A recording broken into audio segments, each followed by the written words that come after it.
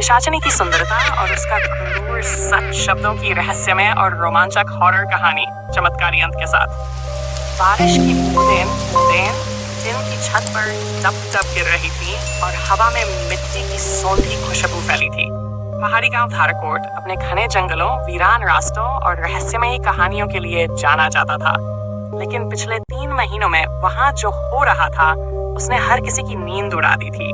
गांव में अब तक 4 जवान लड़के लापता हो चुके थे और हर बार आखिरी बार उन्हें किसी अनजानी युवती के साथ देखा गया था, इतनी सुंदर कि उसकी झलक से ही होश उड़ जाए। उसकी आंखें गहरी, मुस्कान रहस्यमयी और चाल मानो किसी तिलिस्म में बांध ले। किसी ने उसका नाम नहीं जाना, लेकिन लोग उसे वन की रानी कहने लगे थे। लेकिन उस रानी से जो मिला वो फिर कभी वापस नहीं आया। कहानी शुरू होती है 3 दोस्तों से, आरव, कर्ण और समीर। ये तीनों शहर से आए थे एक डॉक्यूमेंट्री शूट करने, जिसके लिए उन्होंने धारकोट को चुना था। गांव की रहस्यमयी कहानियों ने उन्हें अपनी ओर खींचा। भाई, अगर ये सब सच निकला तो हमारी वीडियो मिलियन व्यूज पार कर जाएगी, करण ने कैमरा सेट करते हुए कहा। आरव ने हंसते हुए कहा, और अगर हम भी गायब हो गए तो? समीर बोला, तो कम से कम हमारे नाम का ट्रेंड जरूर चलेगा ट्विटर पर।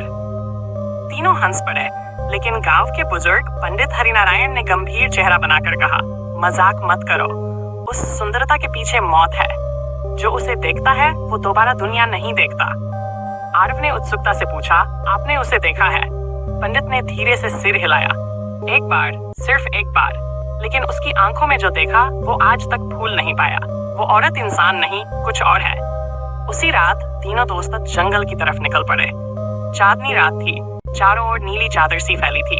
कैमरा चालू था, लाइट एन और ग्लिटर के साथ रोमांच भी। करीब आधे घंटे तक कोई हलचल नहीं हुई, लेकिन समीर रुक गया।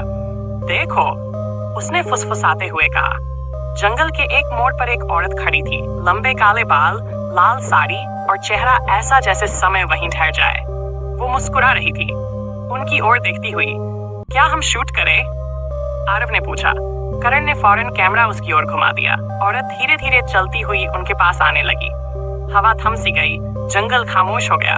तभी उसकी आंखें अचानक लाल हो गई। भागो, समीर चिल्लाया। तीनों लड़के जंगल में भागते रहे, लेकिन किसी को रास्ता नहीं दिख रहा था। पेड़, झाड़ियां, आवाजें और वो औरत हर मोड़ पर दिखाई देती। आरव की सांसें तेज थीं। हम उससे पीछा नहीं छुड़ा सकते। लेकिन करण रुक गया। हम उसे क्यों नहीं शूट कर रहे? यही तो हमारी कहानी है। करण ने कैमरा उठाया और जैसे ही उसने रिकॉर्ड बटन दबाया, औरत हवा में उड़ती हुई उस पर टूट पड़ी। आरव और समीर भाग निकले, लेकिन करण वहीं गायब हो गया। कोई चीख, कोई निशान नहीं बचा। अगली सुबह गांव में हड़कंप मच गया। करण का कोई सुराग नहीं था। समीर डर से कांप रहा था। आरव, जो हमेशा मजाक करता था, अब एकदम शांत था। वो दोनों फिर से पंडित हरिनारायण के पास गए। हमें सच बताइए, वो औरत क्या है? पंडित ने गहरी सांस ली। वो एक पिशाचनी है, लेकिन साधारण नहीं। किसी जमाने में वो इस गांव की सबसे सुंदर लड़की थी। उसका प्रेमी उसे छोड़कर चला गया और उसने जंगल में खुदकुशी कर ली।